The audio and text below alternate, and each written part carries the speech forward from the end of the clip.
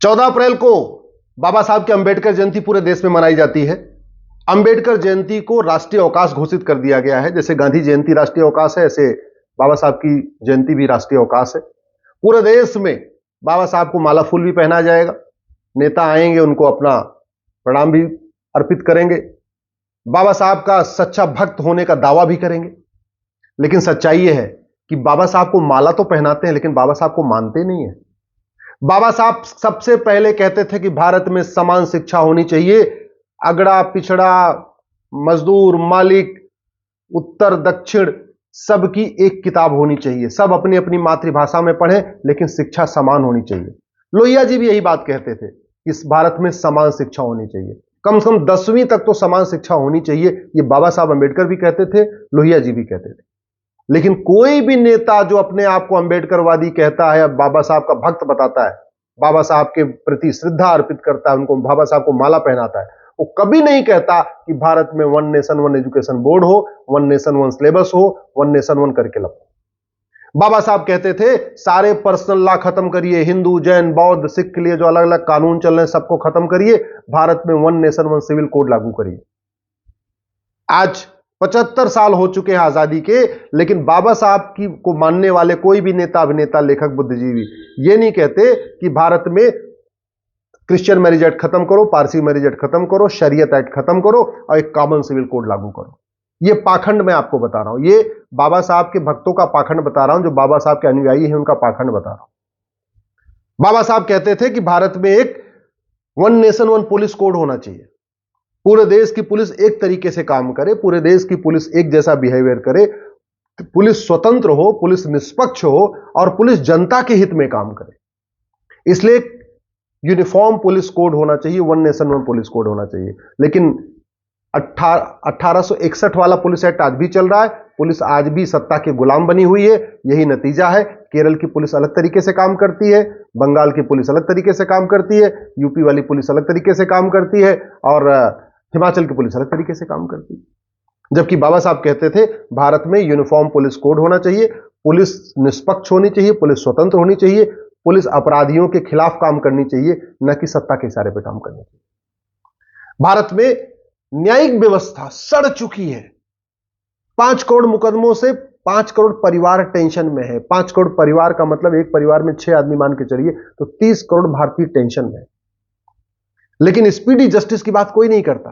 बाबा साहब अंबेडकर की बात करेंगे, लेकिन बाबा साहब अंबेडकर जो कह गए हैं ना, right to justice, speedy justice, उसकी बात कोई नहीं कहता। कोई नहीं कह रहा है कि हाँ भारत में एक जुडिशियल चार्टर लागू करिए कि मुकदमों का फैसला हर हालत में 1 साल में हो, चाहे वो तहसील का मुकदमा हो, चाहे वो जिले का मुकदमा हो, चाहे कलेक्टर मुकदमा सुन रहे हो, या चकबंदी अधिकारी के यहां मुकदमा हो, या एसओसी के यहां मुकदमा हो, या डीडीसी के यहां मुकदमा हो, चाहे हाई कोर्ट में मुकदमा हो या सुप्रीम कोर्ट में हो। एक जुडिशियल चार्टर होना चाहिए, एक सिटीजन चार्टर होना चाहिए, एक पुलिस चार्टर होना चाहिए, एक एडमिनिस्ट्रेटिव चार्टर होना चाहिए और हर हालत में आम जनता को 1 साल के अंदर न्याय मिलना चाहिए। उसकी कोई चर्चा ही नहीं हो रही है। बस बाबा साहब अंबेडकर की बात करेंगे, उनकी फोटो लगाएंगे, उनको माला पहनाएंगे, लेकिन बाबा साहब ने जो कहा था उसको कभी अपनाएंगे नहीं, ना उनके सिद्धांतों पे चलने की कोशिश करेंगे। बाबा साहब कहते थे कि भारत में एक 1 नेशन 1 टैक्स कोड होना चाहिए। आज भी काफी टैक्स तो कम हो गए जीएसटी से आने से, लेकिन आज भी जीएसटी अलग चल रहा है, इनकम टैक्स अलग चल रहा है, टीडीएस अलग चल रहा है, वैट अलग चल रहा है, दुनिया भर के टैक्स चल रहे हैं। हमने सिंप्लीफाई करने की कोशिश ही नहीं किया। जब 1 नेशन 1 टैक्स था चाणक्य के समय में, हमारी जीडीपी 40% थी। आज की जीडीपी हम 8%, 9%, 10% नहीं पहुंच पा रहे। ये 1 नेशन 1 टैक्स लागू हो जाए तो भारत की जीडीपी बढ़ जाएगी, व्यापारियों का शोषण बंद हो जाएगा, भ्रष्टाचार खत्म हो जाएगा, इंस्पेक्टर राज खत्म हो जाएगा। लेकिन 1 नेशन 1 टैक्स की बात ही नहीं हो रही। भारत में व्यापार के नाम पे व्याभिचार के अड्डे खुलते जा रहे हैं।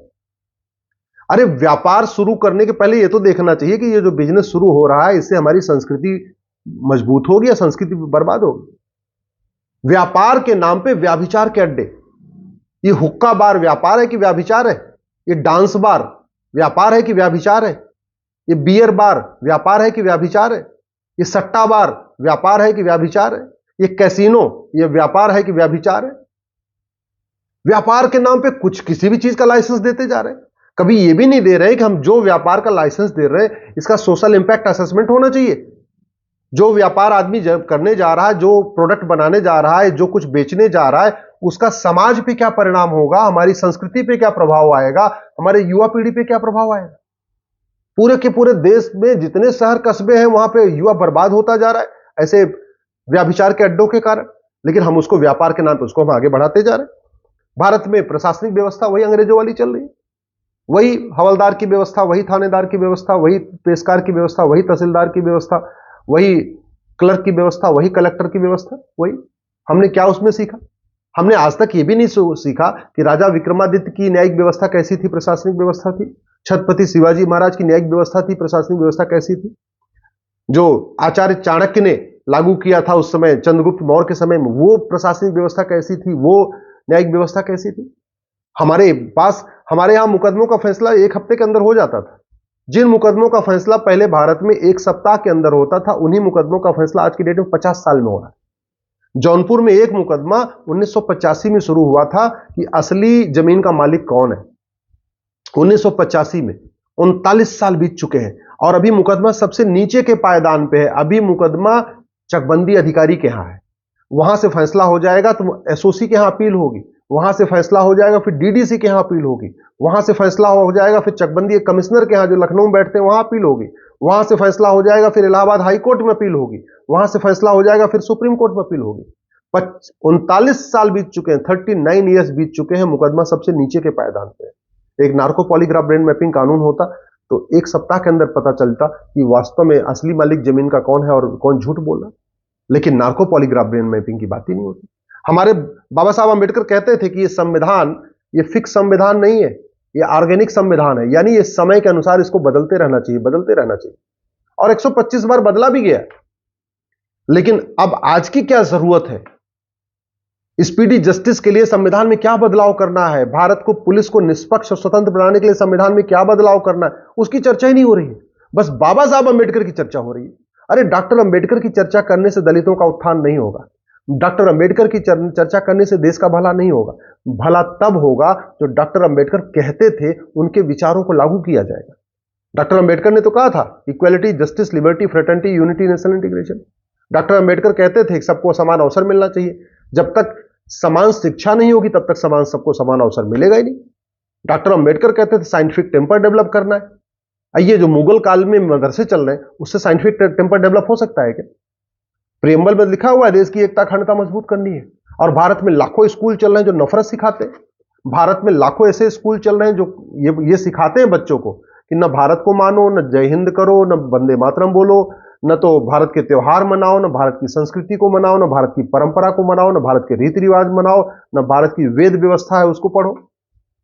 भारत में चल तो रहे तो कहां से लागू हो जाएगा? बाबा साहब अम्बेडकर ने तो इसमें भी ये भी लिखा हुआ है कि आपको ऐसी प्रशासनिक व्यवस्था डेवलप करनी है कि भ्रष्टाचार जड़ से खत्म हो जाए। कहां हुआ भ्रष्टाचार जड़ से खत्म? भ्रष्टाचार तो बढ़ता चला जा रहा है और भ्रष्टाचार से सब परेशान है। ऐसा नहीं है कि केवल अमीर परेशान है, भ्रष्टाचार से गरीब भी परेशान है, हिंदू भी परेशान है, मुसलमान भी परेशान है, पारसी भी परेशान, ईसाई भी परेशान, लेकिन उस पर कोई चर्चा नहीं हो रही है। इसलिए मैं आप लोगों से निवेदन करता हूं, ये जो फर्जी अंबेडकरवादी है ना, ये जो फर्जी नकली जो अंबेडकरवादी है, इनको पहचानिए, इनको एक्सपोज करिए। डॉक्टर अंबेडकर कभी ये नहीं कहते थे कि केवल मुझे माला पहनाना। डॉक्टर अंबेडकर का वास्तव में जो उनको सच्ची श्रद्धांजलि तो ये होगी कि जो डॉक्टर अंबेडकर सोचते थे, जो वो संविधान में लिख के गए हैं, उसको लागू किया जाए।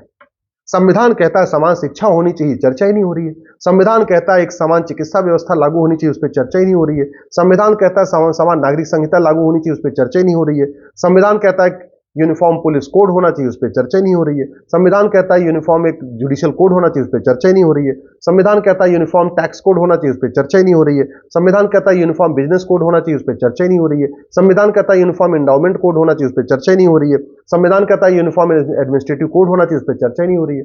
बस अम्बेडकर जयंती मनाएंगे, बाबा साहब को माला पहनाएंगे, डॉक्टर अम्बेडकर जिंदाबाद करेंगे, लेकिन उन्होंने जो कहा है उसको लागू करने के लिए कोई प्रयास नहीं करेंगे।